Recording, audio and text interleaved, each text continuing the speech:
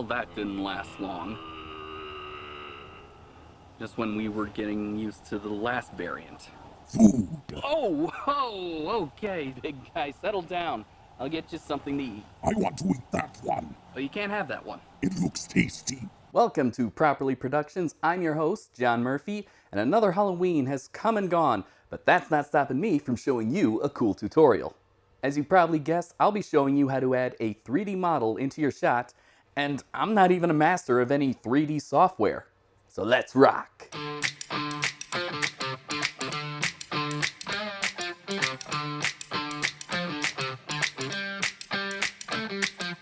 I've dabbled with 3D models before, so for this tutorial I decided to challenge myself by having it shot handheld style. To do this, I asked my dad for some help. Originally, the shot looked like this. Just me, staring into the distance, wondering if viewers will notice there was nothing in my coffee mug. This is shot so there will be some clear areas that can be tracked later. Once all my footage is shot, I'll bring them into my compositor of choice, which is HitFilm. After I got my edit locked the way I want it, I'm going to right-click on one of the clips where the effect will be and click Make Composite Shot. To track this scene, I'll be using the Foundry camera tracker that comes included in the Pro version. I tried a 2D point tracker, but it just didn't work for what I had planned. Before I get started, I want the tracker to ignore the area I'm in, so the first thing I'll do is make a matte. I'll create a new white plane, drop the opacity so that I can see my footage, then draw a rough mask shape around the area I don't want tracked, which, as previously stated, is me. Next, I'll keyframe the mask to move with me. It doesn't have to be super perfect, and because I was standing still, all I had to do was animate the position. Now I'll make the matte layer a composite shot, making sure to click Move with Layer, and with that, I now have an alpha matte. Hide the layer from view, move it to the bottom, and we're ready to add the camera tracker. I'll start by setting my alpha source to the matte layer, hit Track Features, and then in Foundry, we'll scrub through the footage to find good tracking points. You'll see it's not tracking the same area as the alpha matte. Once it's done, I'll hit Solve Camera, then Create Scene. Now this was more of an introduction to the 3D camera tracker, which is an available tool in your VFX arsenal.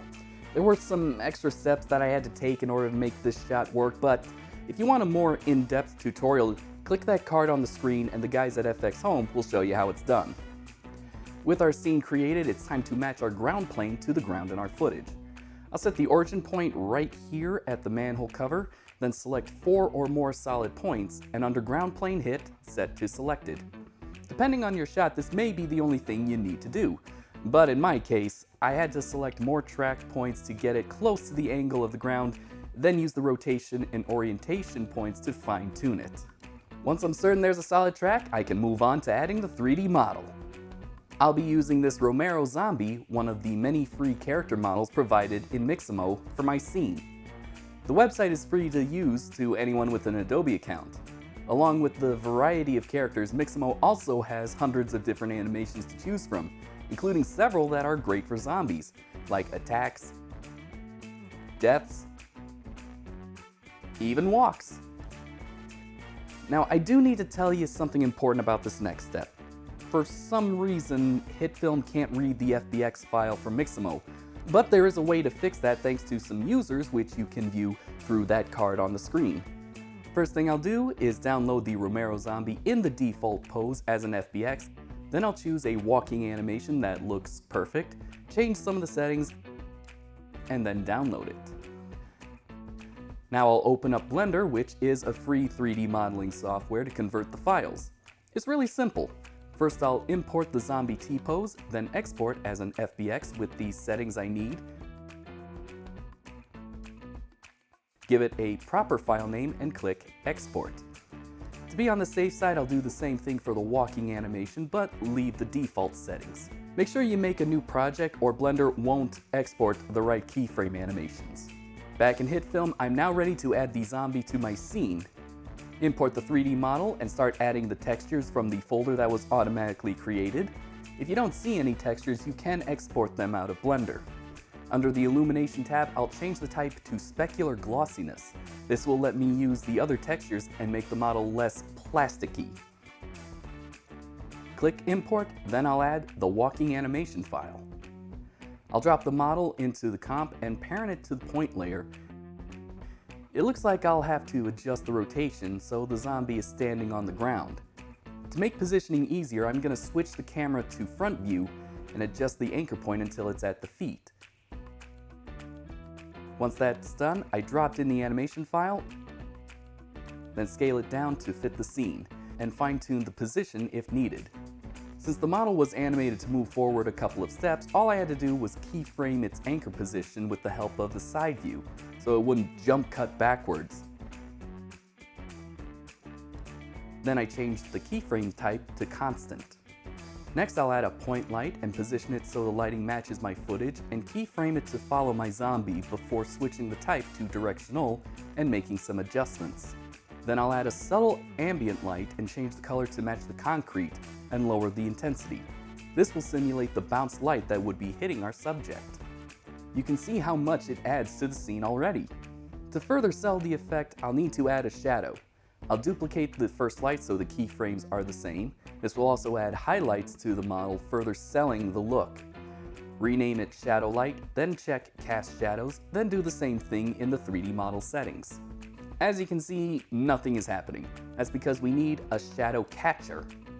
I'll create a new plane in the camera tracker effect, rename it Shadow Catcher, then change the color to white, increase the opacity, uncheck illumination, and place it below the model layer. Position the light until the shadow is the same direction as in the footage, then increase shadow diffusion. If you crank the diffusion all the way and the shadow is still sharp, I found that changing the light's position will make the effect work. Once that's done, I'll set the plane's blend mode to multiply, removing everything but the dark areas. We're almost done here. Now it's time to composite the zombie into the footage.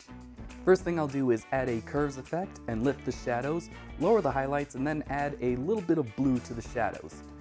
Next, I'm going to try this trick that Tom suggested from this Rise of the Dark Side tutorial. I'll add a short angle blur, set it to 2, then duplicate it, but change the direction to 90 this time, and double the length.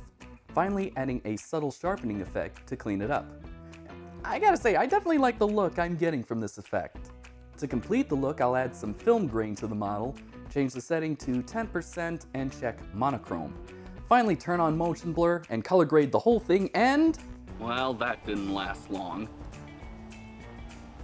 just like that, we have a zombie with only little 3D modeling experience needed. For the shot where I walked in front of the zombie, I used the same technique as before, then rotoscoped myself using Mocha. You know, I'm really excited that a site like Mixamo exists. It's a great resource for VFX artists just starting out with 3D software. Plus, you're not limited to the characters provided. You can also upload and rig your own characters easily, and you can download an animation for your project. You can even download and use multiple animation files in HitFilm for some really dynamic action. Or you could just make your model do the Thriller dance.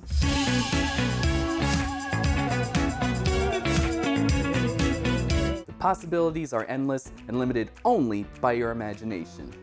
Hope you enjoyed this video. If you did, hit the like and subscribe button and leave a comment about what else you would like to see me try. And I'll see you next time on Properly Productions.